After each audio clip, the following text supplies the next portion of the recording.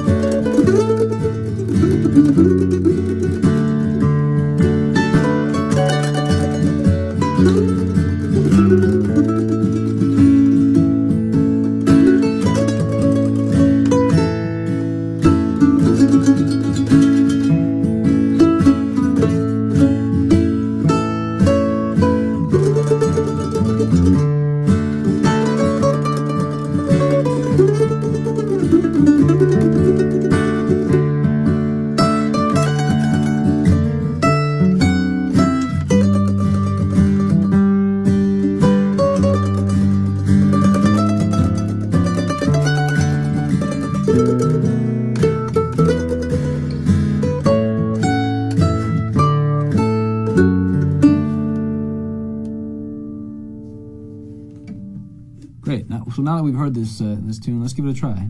I'm going to break down that first phrase that we just played in, and I'm going to play it a few times, and once you've got it in your head, jump in and give it a whirl. I'm going to count it in. This melody has a couple pickup notes, so we're going to start on the third beat of the pickup measure. Just going to go 1, 2, 3, 1, 2.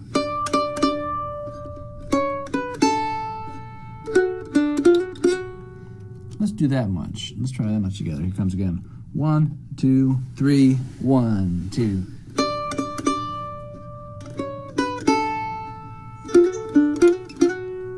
Yeah. And notice that one thing that I like to do is on the third of the chord, this is all being played over a D chord. And if you picture a D arpeggio, the note that I'm ending on in that melody is the third of that chord, or the third of that arpeggio. And one way to have a slightly, just subtle bluesy sound is to slide into that note. So give that a try if you like the way it sounds, and ignore it if you're not into it. 1, 2, 3, 1, 2.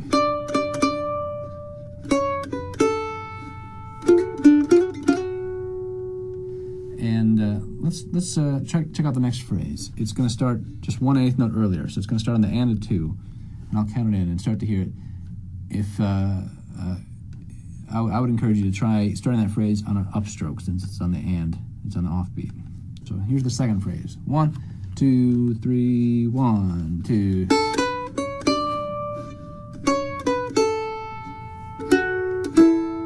All right, let's do it again. 1, 2, 3, 1, 2.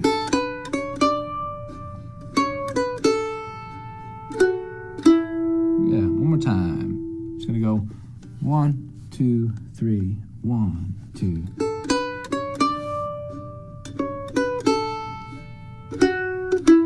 Two, 3, 1, 2. Let's try the next phrase. This will be the third phrase of the song. And you may have noticed that when we resolve that E, it sounds like a chord change. In that part of the song, we got to an A chord. And this third phrase starts on a chord tone from the A chord. It's the C sharp. And it's on the third beat as well. So here it comes. 1, 2, 3, 1, 2.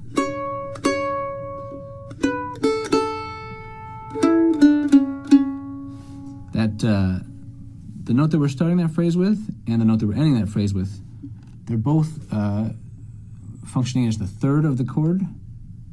So again, if you like the bluesy sound, feel free to slide into those notes. Maybe I'll play that phrase once like that, and think of it as an option if you like the way it works. It's 1, 2, 3, 1, 2.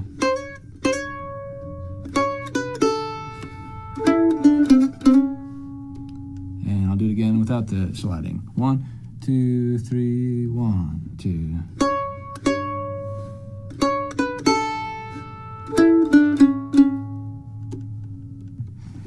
So now we're up to the first three phrases. Let's move on to the next phrase, which is going to bring us from the 5 chord, that A chord, back to D. And it also starts on the third beat of the measure. It's going to go 1, 2, 3, 1, 2.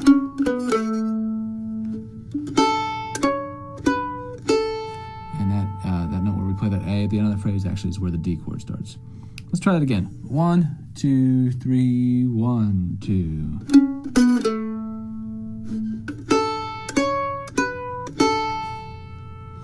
Maybe just to catch us, see if we can get a little context here. I'm going to play the first half of the song and see if you can play the first half with me. 1, 2, 3, 1, 2.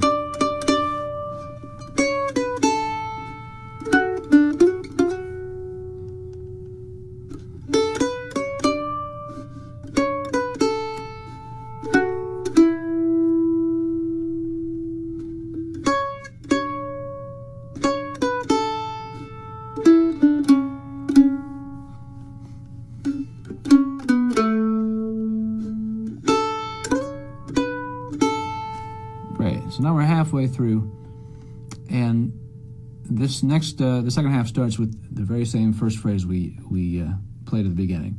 So it's going to start again, the second half, on the third beat of this measure. It's going to go 1, 2, 3, 1, 2.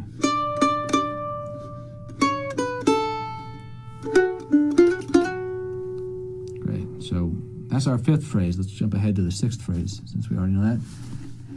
So the sixth phrase starts on the third beat of its measure as well. Let's give it a try.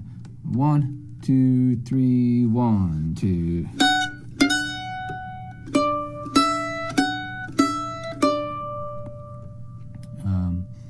That F sharp, that's the first note that we're starting on that D chord in the sixth phrase, again is playing is functioning as the third of the chord. So if you like the way that blues sound works with this melody, feel free to slide into that note. I'll give an example of that. 1, 2, 3, 1, 2.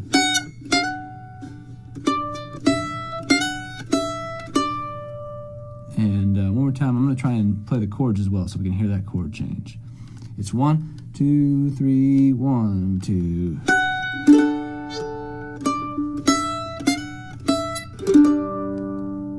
And we got 2 more phrases to go. We're almost home. The seventh phrase starts on the third beat again, and it's I'll just go ahead and play it. It's 1, 2, 3, 1, 2.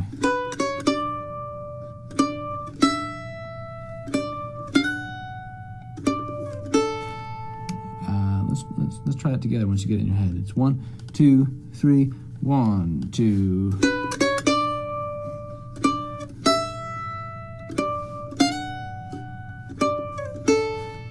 Great. One more time. 1, 2, 3, 1, 2.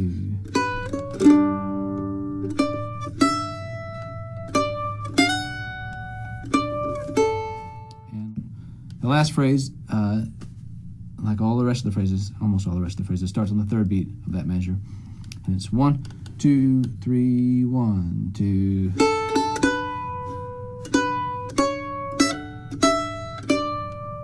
Right, let's do that eighth phrase, that last phrase, one more time. 1, 2, 3, 1, 2.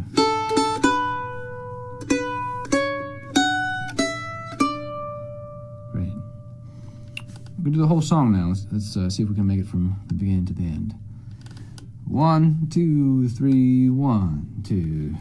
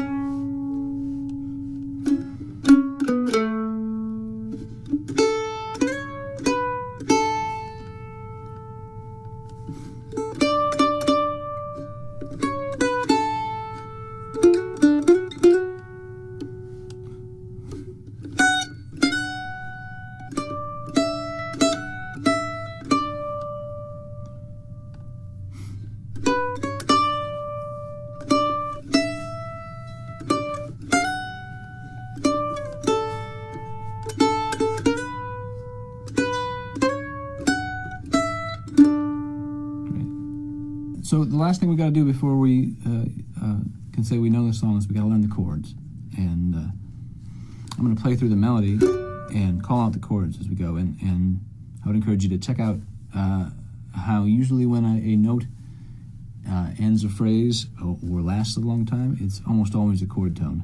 And that's the case with this melody. From the top, it's going to start on a D chord. 1, 2, 3, 1, 2.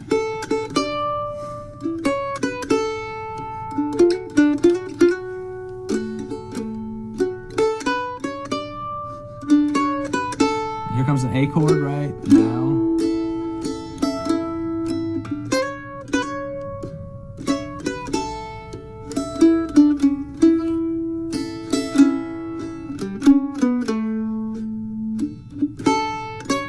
And it's back to the D.